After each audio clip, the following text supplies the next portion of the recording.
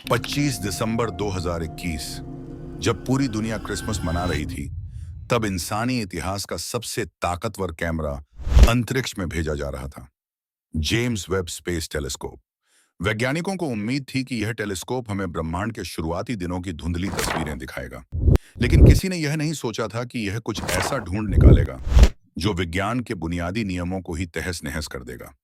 ब्रह्मांड की गहराइयों में देखते हुए जेम्स वेब ने कुछ ऐसी प्राचीन आकाशगंगाओं को खोजा है जिन्हें आज से 13 अरब साल पहले, यानी बिग बैंग के तुरंत बाद, इतना बड़ा होना ही नहीं चाहिए था। वैज्ञानिकों ने इन्हें नाम दिया है यूनिवर्स ब्रेकर्स। यह खोज इतनी अजीब है कि हार्वर्ड और नासा के एस्ट्रोफिजिसिस्ट्स हैरान हैं। क्या हमारी पूरी कॉस्मोलॉजी की थ्योरी गलत है? क्या आइंस्टीन और स्टीफन हॉकिंग के नियम यहाँ फेल हो रहे हैं? आज हम ब्रह्मांड के उस सबसे बड़े रहस्य के अंदर जाने वाले हैं जिसने मॉडर्न फिजिक्स को घुटनों पर ला दिया है। इस रहस्य को समझने के लिए हमें समय में पीछे जाना होगा।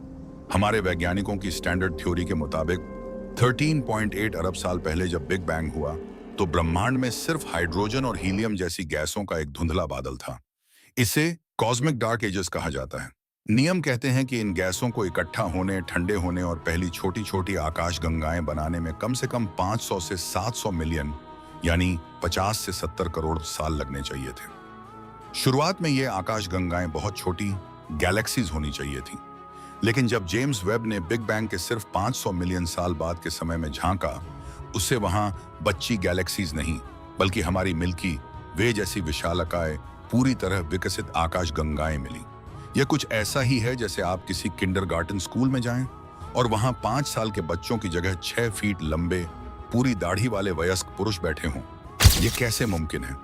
इतने कम समय में इन गैलेक्सीज के पास इतने सारे स्टार्स बनाने के लिए मटेरियल कहां से आया? इसी वजह से इन्हें यूनिवर्स ब्रेकर्स कहा जा रहा है, क्योंकि ये हमारे पूरे टाइमलाइन मॉडल को तोड़ देती हैं। बात सिर्फ बड़ी गैलेक्सीज तक ही नहीं रुकी। जेम्स वेब के डेटा में वैज्ञानिकों को सैकड़ों की तादाद में रहस्यमयी छोटे लाल डॉट्स दिखाई दिए।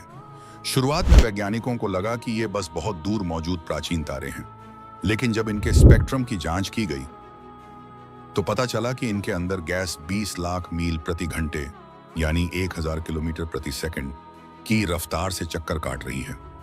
अंतरिक्ष में इतनी भयानक रफ्तार सिर्फ एक ही चीज पैदा कर सकती है, एक अति विशालकाय ब्लैक होल। लेकिन एक और अजीब थ्योरी सामने आ रही है।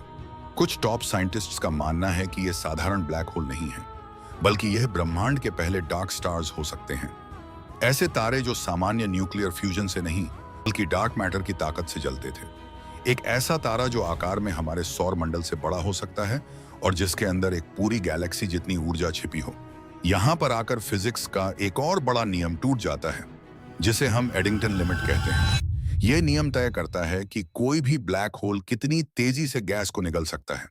अगर ब्लैक होल बहुत तेजी से मैटर खाता है तो उससे निकलने वाला रेडिएशन बाकी आने वाली गैस को दूर धकेल देता है। यानी ब्लैक होल के खाना खाने की एक स्पीड लिमिट होती है।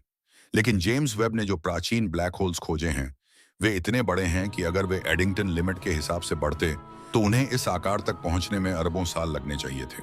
लेकिन वे बिग बैंग के तुरंत बाद ही वहां मौजूद हैं। वैज्ञानिकों के पास इसके दो ही जवाब हैं।